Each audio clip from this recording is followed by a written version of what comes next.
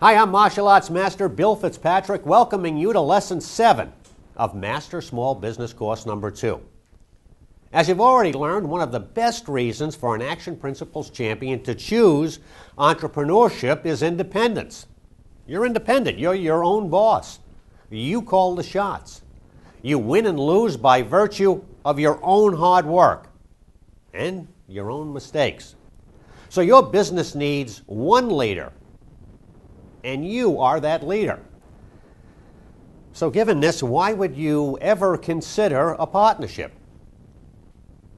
The answer is that you probably wouldn't unless you can connect with someone who has a lot of money or many connections, who can help you reach your financial goals a lot more quickly.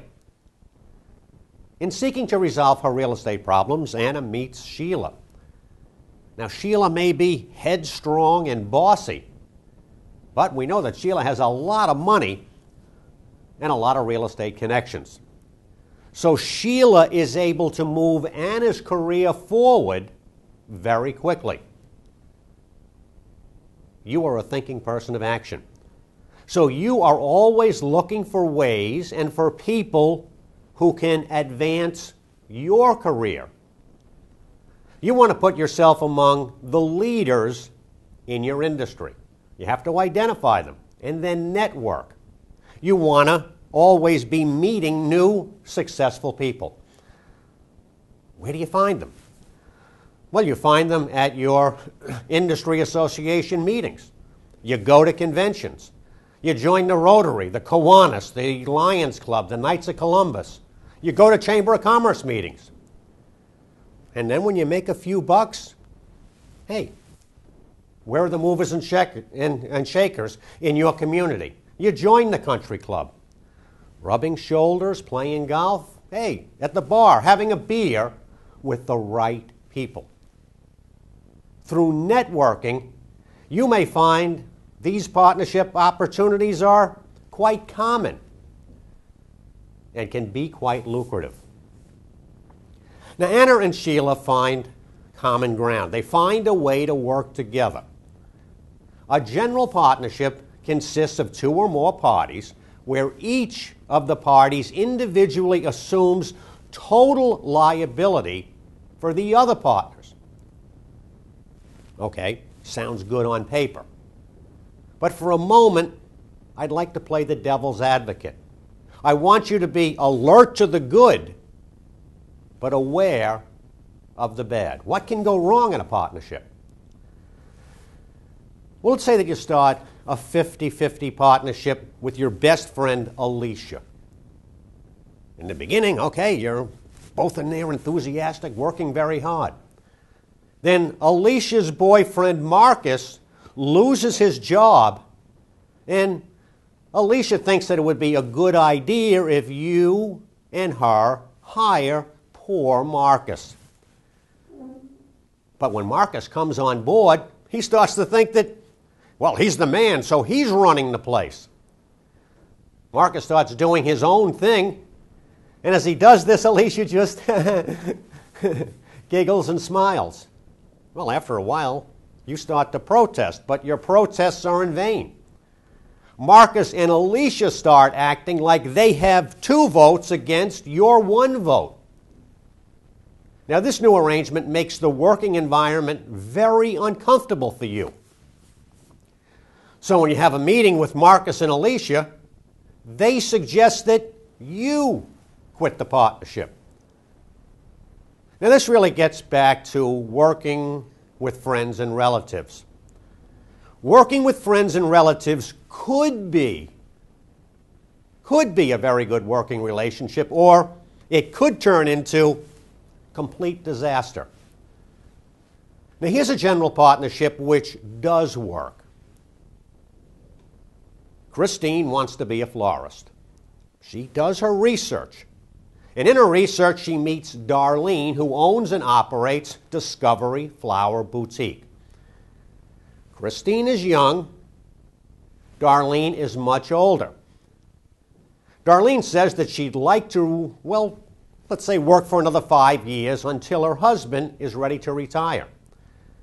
Both ladies sit down and work out a partnership agreement based on a 5-year plan. They agree that the value of the business will be set at $40,000. They agree that each year for 5 years that Christine will give Darlene $8,000, and that in consideration for this investment, that she will get 20% of the business each year. So, after 5 years, Christine will be an experienced owner of the business, and Darlene will have achieved her objective and can retire, or if she wants, well, now she can be the employee of Christine. This is a win-win partnership.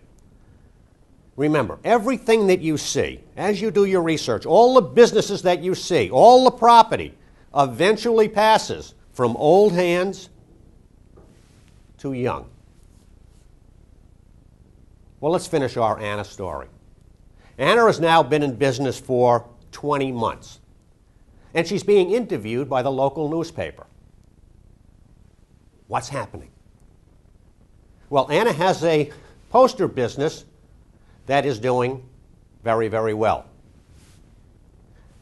And she finds that, wow, half of her poster business is coming from online internet buyers. Online internet opens a whole new world of potential buyers. Also, Anna started with sign posters from artists and now is working into different kinds of posters, maybe vintage posters or Hollywood posters. She's expanding her poster market. Remember, in business, it's not as the owner wants. You're learning every day what is it that your customers want and how can you give them more of what they want. At the same time, Anna and Sheila are talking about making a major move into selling master paintings from a real Sturgis gallery address. Now, this could mean that selling art in the hundreds of thousands or millions of dollar range. So, what have they got? Well, they have, on one end of the spectrum, they have this inexpensive online poster business, and at the other end, they could be selling very expensive master paintings. Now think. Go back and think. Go back to the beginning of our course and think, where was Anna just a few short years ago? Working at the museum, working hard, kind of like a minor level job. And in her early 30s, well, she took an opportunity, seized that opportunity, and now you can think, well, she's in the elite of the art world, the top of the art world. Somebody is going to be there. So why shouldn't that someone be Anna and Sheila? Why shouldn't it be someone like you? Choose a business that you love doing, start researching, never stop, find, listen, and learn from successful people who have done or who are doing what you want to do, your mentors. Go out there, try. Don't be afraid to make a few mistakes, because mistakes are the stepping stones to knowledge. Good luck. Go out and